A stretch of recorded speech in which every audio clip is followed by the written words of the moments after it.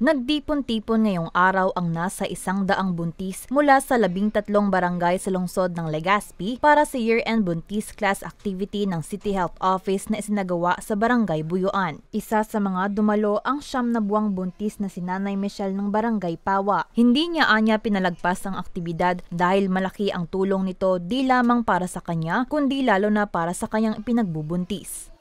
Kailangan po mag-attend po. Hindi naman sa atin binibigyan kami. Kaya po din po para makadagugma kung anong sinasabi niya sa muya.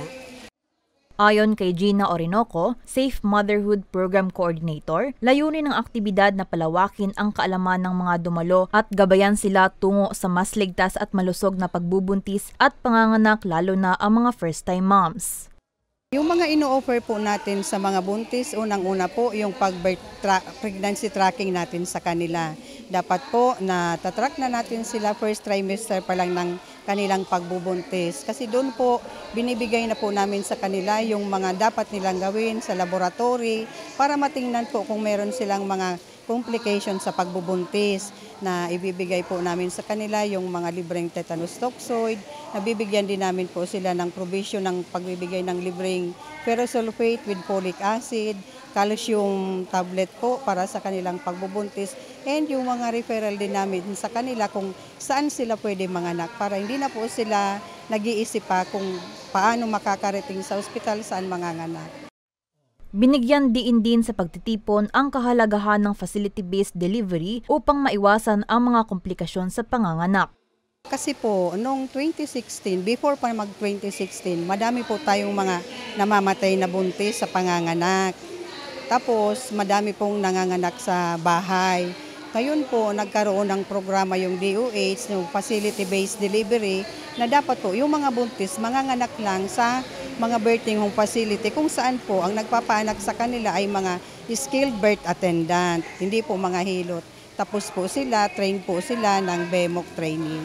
And tip din po sila, may doctor, may nurse at may midwife din po. Kung sakaling may mga emergency po, alam kung saan po i-refer yung mga pasyente natin para maiwasan po yung mga pagkamatay ng mga buntis sa panganganak.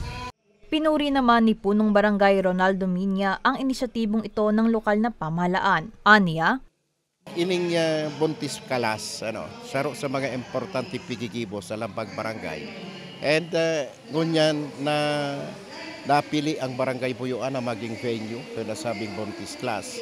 Ganing iprepara, lalo na sa mga first-timer na magiging mother, paano magiging efektibo bilang sarong ina ang sarong babae.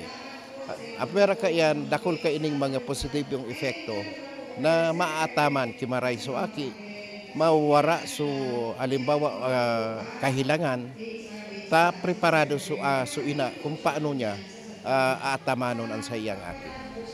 Duaman sana ang involved diti, health of the mother and health of the baby.